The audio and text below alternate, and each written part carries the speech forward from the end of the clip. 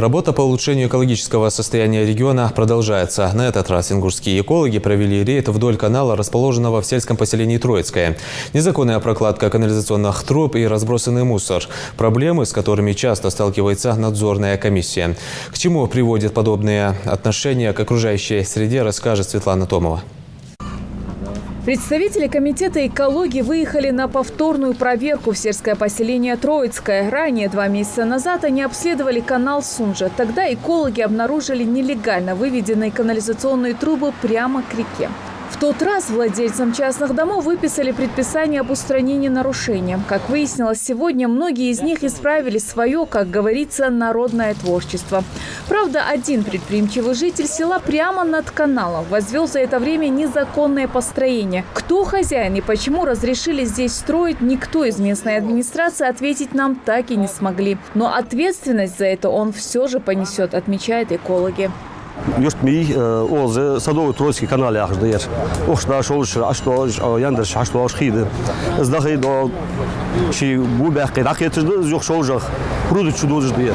Вот зазыват, что мортиге уехи как хабака, канализационный, как бакап, уехи бакап, 100 метров расстояние, загорели, я шли шорбат уехи. 100 метров, я нахбош, у них нехи, игик азия, метик азион хализер. Загорели. Водный объект важнее, хуяхи сил, это водный объект, природный хид, охшда дадудождер. О хайкарды яндали андали, бехки вар хакору, готовы халоху гуэ, вот ошесковуж бы, администрация болхой бы, с халахалаха бех током отгу, аздали андали сей. Еще одна неприятная картина предстала перед нашим взором – бытовой мусор, который местные жители скидывают в канал. Как отмечают представители администрации села, давить на совесть не всегда получается. Эта ситуация вновь и вновь повторяется здесь. Да, действительно, канал бывает грязным, мы его периодически очищаем. Неделю, 2 недели раз. Но, с приходом дождей, с подъемом воды с речки сюда мы направляем воду. Бутылки, все это сбрасывается, это людьми сбрасывается. Мы сегодня убираем, утром приходим, опять эта картина у нас повторяется. Но мы его убираем периодически. Я не скажу, что каждый день, но периодически убираем по мере своей возможности. Убрали ли после предписания канализационные трубы местные жители, экологи проверяют всеми доступными способами. Где-то через забор перепрыгнут, а где-то, держа в руках арматуру, через заросли будут смотреть.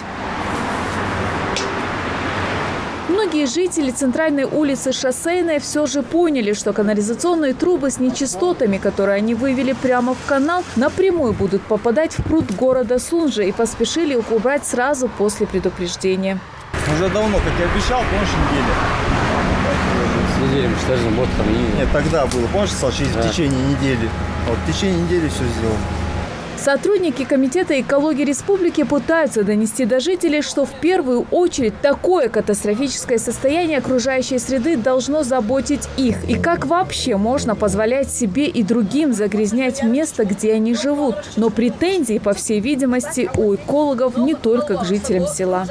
Хотелось бы, конечно, большей активности администрации местного самоуправления, которые вообще самоустраняются от этих проблем и на своих территориях элементарный контроль не осуществляют.